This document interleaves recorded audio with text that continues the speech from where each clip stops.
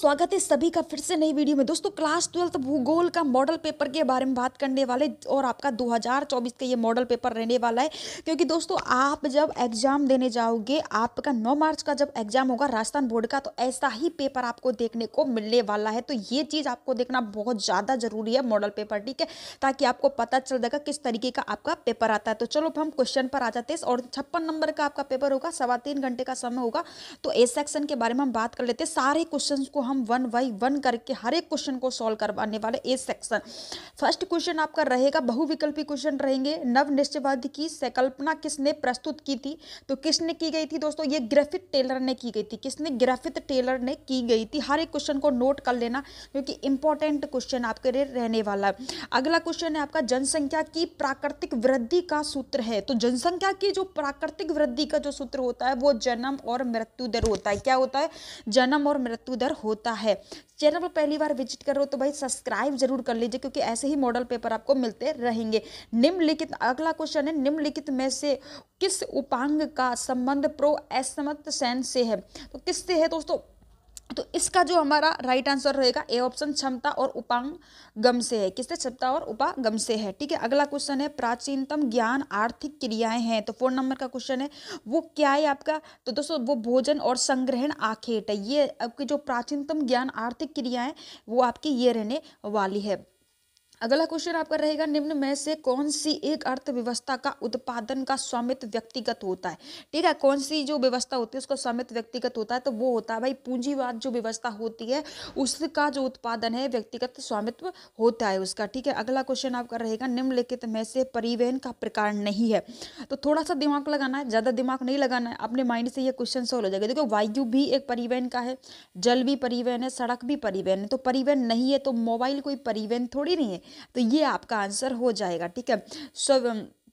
अगला क्वेश्चन आपका 7वें नंबर का क्वेश्चन रहेगा, सुएज नहर किस देश में स्थित है? तो किस देश में ये स्थित है वो आपको बताना है। किस देश में स्थित है? तो मिस्र देश में स्थित है। कोलकाता पतन किस नदी पर स्थित है? तो दोस्तों कोलकाता पतन किस नदी पर स्थित है?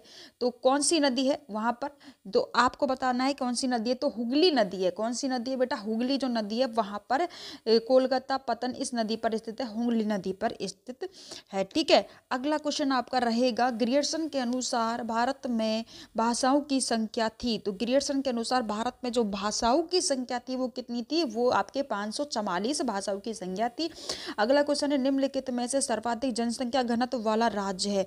तो सर्वाधिक जो जनसंख्या घनत्व वाला राज्य है कौन सा है? बिहार एक ऐसा राज्य है जहाँ पर सर्वाधिक जनसंख्या घनत्व है, ठीक है दोस्तों। अगला क्वेश्चन आपका रहेगा, नीरू मीरू कार्यक्रम का संबंध किस राज्य से है? तो नीरू मीरू जो कार्यक्रम हुआ था वो किस राज्य में हुआ था और इसका जो संबंध है वो किस राज्य से है?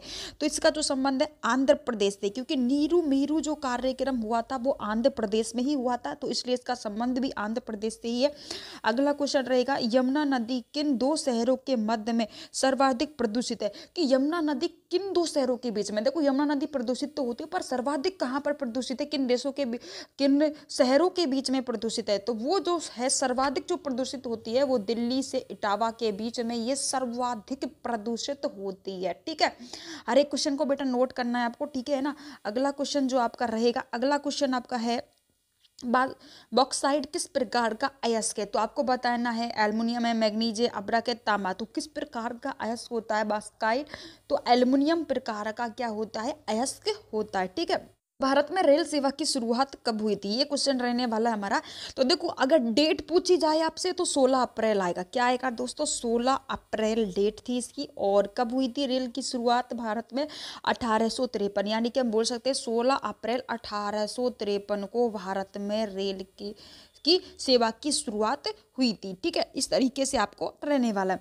अगला क्वेश्चन अगर हम देखते हैं, निम्नलिखित में से कौन सा एक भू आवर्त पतन है? तो भू आवर्त पतन जो है वो कौन सा है? तो विशाखापट्टनम जो होता है ये आपका आंसर यहाँ पर रहने वाला है। तो हर एक क्वेश्चन का बहुत ही अच्छी तरीके से आंसर देने वाले भाई, हर एक क्वेश्चन को नोट करना है। अगला क्वेश्चन आपका यहाँ पर हो जाएगा और अगला क्वेश्चन का जो आंसर रहेगा, निम्नलिखित में से कौन सा अम्ल वर्षा का कारण है? देखो अम्ल वर्षा का जो कारण होता है वो क्या है? जल प्रदूषण है या भूमि प्रदूषण है, शोर प्रदूषण है या वायु प्रदूषण है?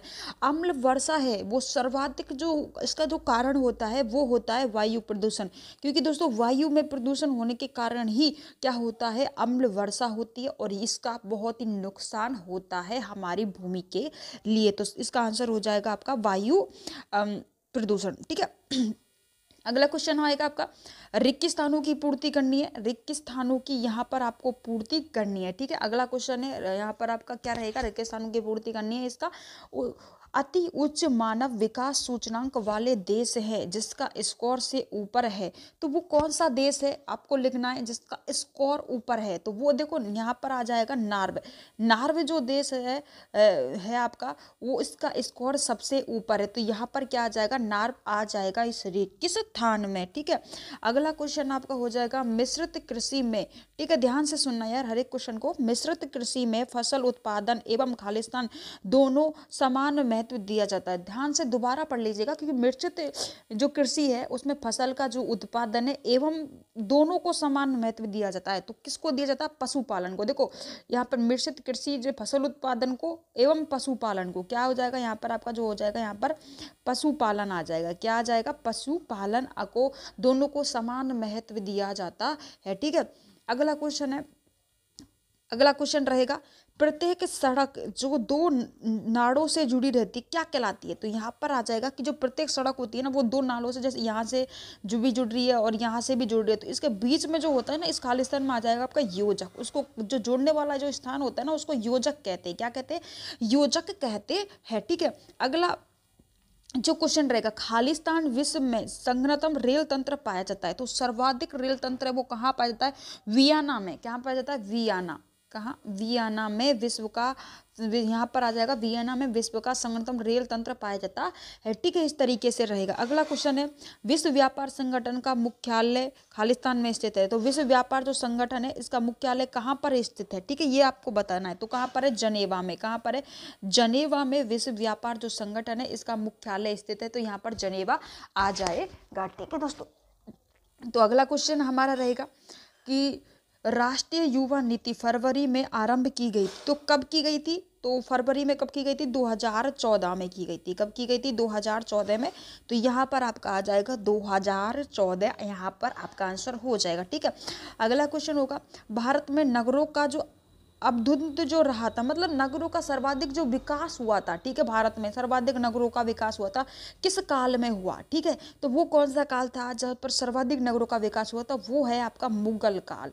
मुगल जो काल था उस टाइम भारत में सर्वाधिक नगरों का विकास हुआ, तो यहाँ आंसर आ जाएगा आपका मुगल काल आंसर हो जाएगा। ठीक है, अगला क्वेश्चन है भारत में अधिकतम जनसंख्या का प्रमुख भोजन क्या होता है? तो देखो अधिकतम जनसंख्या का जो प्रमुख भोजन होता है वो क्या होता है? दाल रोटी होता है। क्या होता है? दाल रोटी व चावल होता है। दाल रोटी व चावल होता है। क्या होता है? चावल।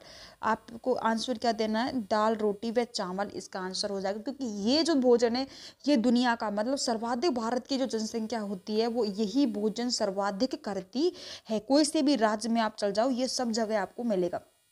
ठीक है, सिंचाई की व्यवस्था खालिस्तान को संभव बनाती है, तो अगला क्वेश्चन है सिंचाई की व्यवस्था खालिस्तान को संभव बनाती है, तो किसको संभव बनाती है? बहुफसलीकरण को। तो यहाँ पर आ जाएगा आपका बहुफसलीकरण, बहुफसलीकरण आ जाएगा। यहाँ पर आपका फसलीकरण हो जाएगा, इसका आंसर बहुफसलीकरण।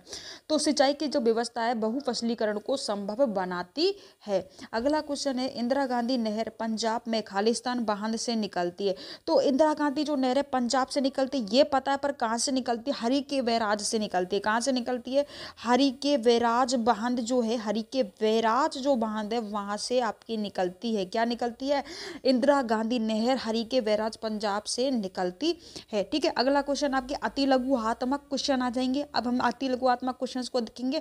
हाँ, एक चीज याद रखनी है कि जितना आपको वर्ड लिमिट दी जाए उतने ही आंसर लिखना। 1 नंबर का अभी ये क्वेश्चन है तो उसी हिसाब से आपको आंसर लिखना। ठीक है, अब इसमें पूछा गया आपका मानव भूगोल मानव समाजों एवं धरातल के बीच संबंध का संश्लेषित अध्ययन है। मानव भूगोल की यह परिभाषा किसने दी? तो आपको बताना है कि मानव भूगोल की परिभाषा किसने दी। तो ये जो दी थी आपके भूगोल वेता, आपको यहाँ पर हम लिख देते हैं। देखो भूगोल जो वेता थे भूगोल वेता, ठीक है। भूगोल वेता एलन थे। एक तो कौन था दोस्तों, एलन था। एलन और किसने दी थी, सैम्पल ने, सैम्पल के द्वारा दी गई थी। अब यहाँ पर देख सकते हो भूगोल वेता एलन और सैम्पल के द्वारा दी गई थी मानव भूगोल की परिभाषा, ठीक है। ये आपको लिखना, 1 नंबर का है तो इतना ही आपको लिखना है, ठीक है। ये लिख देना है आपको कि मानव भूगोल की जो परिभाषा है वो भूगोल वेता एलन सैम्पल के द्वारा दी गई थी, ठीक है। अगला क्वेश्चन आपका हो जाएगा कि मानव में जो जनसंख्या है के परिवर्तन के 2 घटकों के नाम। तो 2 घटकों के नाम ही लिखने, क्योंकि 1 नंबर का ही क्वेश्चन है। तो वो क्या हो जाएगा, पहला हो जाएगा जन्म और दूसरा हो जाएगा मृत्यु। ये आपके 2 घटक हैं, जन्म और मृत्यु। जनसंख्या में परिवर्तन देखो, जनसंख्या सर्वाधिक कब होती है, जब ज्यादा जन्म दर बढ़ जाती है। कब कम होती है, जब मृत्यु दर कम हो जाती, मतलब बढ़ जाती है, ठीक है। तो ये आपका रहने वाला। अगला है आपका मानव विकास प्रतिवेदन 2020 के अनुसार कौन सा स्थान है। तो 2020 पूछा है तो 20 के अनुसार 131वां स्थान, 31वां स्थान था। कौन सा था, 131वां था। 1 नंबर का, इतना ही आंसर देना। विनिर्माण का शाब्दिक अर्थ क्या होता है, तो ये बताना कि हाथ से बनाना, कोई चीज को हम हाथ से दोबारा बना रहे, हाथ से बनाना, इसका जो शाब्दिक अर्थ है हाथ से बनाना है। इसका शाब्दिक अर्थ पूछा तो यही लग रहा है, हाथ से बनाना विनिर्माण का शाब्दिक अर्थ होता है, ठीक है। ये आपको लिख देना। अगला क्वेश्चन है WTO का पूरा नाम पूछना है। तो WTO का वर्ल्ड ट्रेड ऑर्गेनाइजेशन, देखो वर्ल्ड ट्रेड ऑर्गेनाइजेशन इसका पूरा नाम हो जाएगा, ठीक है। ये आपको लिख देना है, इसका फुल फॉर्म होता है वर्ल्ड ट्रेड ऑर्गेनाइजेशन, ये हो जाएगा। अगला क्वेश्चन है विश्व के जल संसाधनों का कितना प्रतिशत भाग भारत में है। तो कितने प्रतिशत है, 1/25% भाग है। कौन सा दोस्तों, 1/25% भाग है। अगला क्वेश्चन है ध्वनि प्रदूषण से आप क्या समझते हैं। तो ध्वनि प्रदूषण हमारे लिए बहुत ज्यादा हानिकारक होता है, इससे अनेक बीमारियां होती है, क्योंकि ध्वनि ये अवांछनीय ध्वनि होती है जो मानव में अनेक रोग उत्पन्न करती है। ये आपको लिख देना। अगला हो जाएगा बी सेक्शन, हो जाएगा बी सेक्शन, बी खंड हो जाएगा। यहाँ पर आपको क्वेश्चन लघु 1.5 नंबर का क्वेश्चन होगा, मानव भूगोल के क्षेत्रों के नाम आपको बताने, ठीक है। क्या बताने, मानव भूगोल के क्षेत्रों के नाम यहाँ पर आपको बता देने। तो कौन कौन से होते हैं मानव भूगोल में, एक तो होता है, फर्स्ट होता है आपका संसाधन भूगोल। कौन सा होता है, संसाधन भूगोल आपका हो जाएगा। दूसरा जो आपका होता है वो भी आप नोट कर लो, वो होता है आपका कृषि भूगोल, कृषि भूगोल होता है, कृषि भूगोल होता है, ठीक है। तीसरा जो आपका होगा वो निर्वाचन भूगोल होगा, क्या होगा, निर्वाचन भूगोल होगा। और चौथा जो होगा सांस्कृतिक भूगोल होगा, क्या होगा, सांस्कृतिक भूगोल होगा। और 5वां होगा ऐतिहासिक भूगोल। तो 5 होते हैं मानव भूगोल के नाम, देखो संसाधन भूगोल है, कृषि भूगोल है, और एक निर्वाचित भूगोल है, सांस्कृतिक और ऐतिहासिक भूगोल होते हैं, ठीक है। अगला क्वेश्चन आपका रहेगा यहाँ पर कि आपके अनुसार एक विकसित राष्ट्र के लिए जननायक संक्रमण सिद्धांत का उपयोग बताइए। तो देखो इसका क्या होता है कि किसी देश या क्षेत्र विशेष के लिए जनसंख्या का विकास जो होता है ना, वो सामान्य विश्लेषण करता है, जो जन्म दर और मृत्यु दर के साथ होने वाले परिवर्तन पर आधारित होता है। इस तरीके से लिख देना। अगला क्वेश्चन है कारखानों की कृषि, जो कारखाना कृषि क्या होती है। देखो कारखाना कृषि की अगर हम बात करें तो कारखाना कृषि एक ऐसी कृषि होती है, वह कृषि जहां पर कारखाना, क्या दोस्तों, कारखाना, वह कृषि जहां पर कारखाना स्तर पद पर व्यापारिक पशुपालन किया जाता है, वह कृषि जहां पर कारखाना स्तर पर व्यापारिक पशुपालन किया जाता है वो होती है, ठीक है। अगला आपका बाह्य स्रोतन किसे कहते हैं, तो इसकी परिभाषा लिख देनी है। वे सारे क्वेश्चंस को आपको नोट कर लेना है, क्योंकि इन सब का आंसर आपको पता भी चल जाएगा, ठीक है। अगला क्वेश्चन स्मार्ट सिटी मिशन का उद्देश्य लिखना है आपको। अगला क्वेश्चन है स्वर्णिम चतुर्भुज, इस परियोजना की टिप्पणी लिखना है। और आज़ादी के बाद भारत में आयतन गठन जो बदलाव होते रहे वो भी आपको समझना देना है। ध्वनि प्रदूषण के इन 2 क्वेश्चन को नोट करना है, क्योंकि ये क्वेश्चन इंपॉर्टेंट रहने वाला है। सी सेक्शन आपका हो जाएगा, इसमें आपको इनके बारे में टिप्पणी करनी है, ठीक है। अगला क्वेश्चन आपका ये रहेगा, और ध्यान रखना जो क्वेश्चन आपको सबसे अच्छा आता है उसको ही लिखना है। ऐसा नहीं है कि दोनों को कर दे, दोनों को नहीं करना, एक को ही करना है, नंबर आपको एक के ही मिलेंगे, ठीक है। इस तरीके से आपको करना है। अगला क्वेश्चन है भारत में ऊर्जा परंपरागत स्रोतों का वर्णन कीजिए। तो ऊर्जा के जो परंपरागत स्रोत होते हैं उन सभी का वर्णन करना है। पहले लिखना है ऊर्जा के निम्नलिखित परंपरागत स्रोत होते हैं, उनका नाम लिखना है, हेडिंग डाल के सबकी परिभाषा आपको लिख देनी, ठीक है। अगला परिवर्तनीय क्षेत्र विकास में अधिक प्रभावी बनने के उपाय आपको सुझाव है, जो 3 नंबर का आएगा। और इस तरीके से आपको लिख देना, या फिर इसमें अथवा में ये क्वेश्चन आएगा, इसका आंसर आपको लिख देना है। डी सेक्शन रहेगा। डी सेक्शन में इस तरीके से आपको मिलेगा ये क्वेश्चन, और ये सारे क्वेश्चंस को आप देख लो भाई, नोट कर लो, क्योंकि यही क्वेश्चन आपको देखने को मिलने वाले हैं। आपके बोर्ड एग्जाम में ऐसा ही पेपर आने वाला है, ठीक है। तो आज का वीडियो आपको कैसा लगा कमेंट सेक्शन में कमेंट करके जरूर बता देना, और आज की वीडियो में इतना ही, मिलते हैं नेक्स्ट वीडियो में, तब तक के लिए दोस्तों बाय बाय, टेक केयर।